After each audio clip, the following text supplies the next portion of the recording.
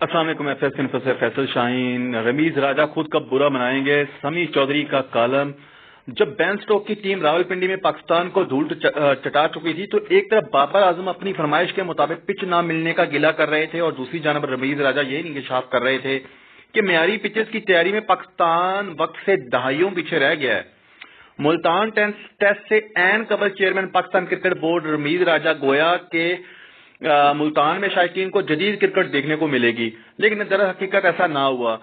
ان کی طرف سے ایسے حوصلہ افزا بیان سے دل کو کچھ تقویت سی ملی کہ شاید باقی راتوں رات کوئی فکری انقلاب برپا ہوا ہوگا اور یہی ٹیم کشتوں کے پشتے لگا دے گی، مگر 4 ہی روز بعد اس انقلاب کے غبارے سے ساری ہوا نکل چکی تھی۔ کراچی ٹیسٹ کی تیسری شام جبکہ انگلینڈ کلین سویپ کی آخری رسومات لگ بھگ مکمل کر چکا تھا اور اس تابوت میں آخری کیل ٹھونکنے کو وہ فقط ایک رات کا انتظار تھا، تب بابر اعظم کراچی پریس باکس میں بیٹھے فرما رہے تھے کہ نتائج سے قطع نظر پچھلے چند میچز میں ان کی ٹیم غالب رہی تھی۔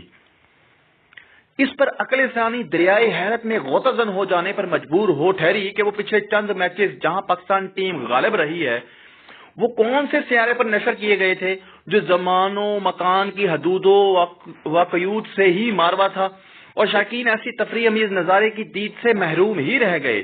کبھی یہ بہانہ کہ پچ صحیح نہیں ملی تو کبھی یہ جواز کہ شاہین افریدی کی عدم دستیابی سے ہی سب نقصان ہوا ہے۔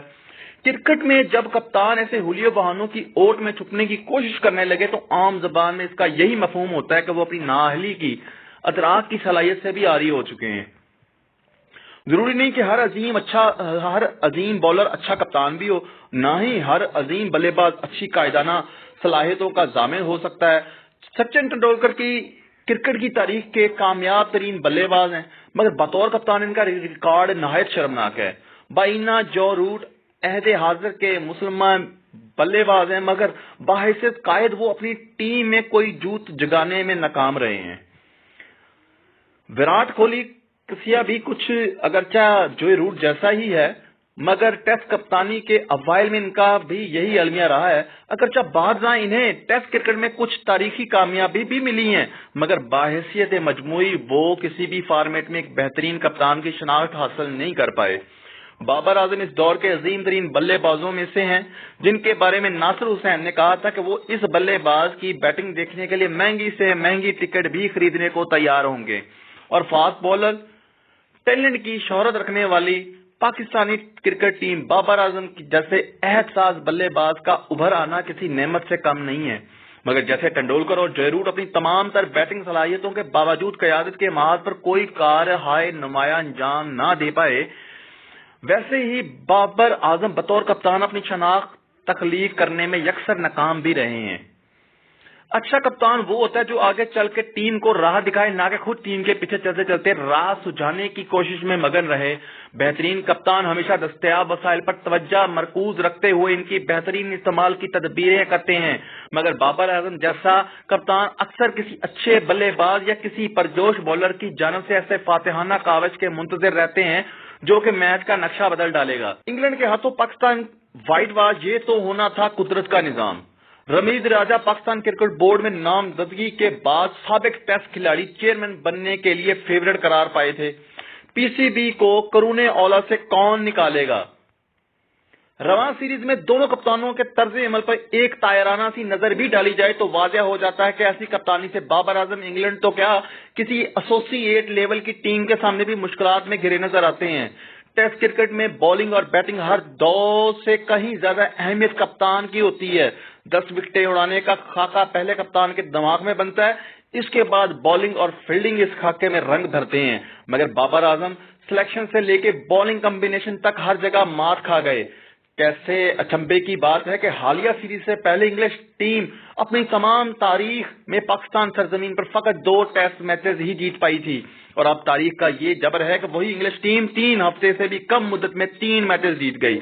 نہ صرف پاکستان کو ہوم گراؤنڈ میں پہلی کلین سویپ ہے، بلکہ یہ بھی ایک نیا ریکارڈ بن گیا ہے کہ پاکستان اپنے ہوم گراؤنڈ پر متواتر 4 میچز میں شکست 2-4 ہوا ہے۔ جو وسائل اس قومی ٹیم کو دستیاب ہیں وہ ہرگز ان سے بالا تر نہیں ہیں جو پچھلے برس جنوبی افریقہ کے خلاف سیریز میں دستیاب تھے۔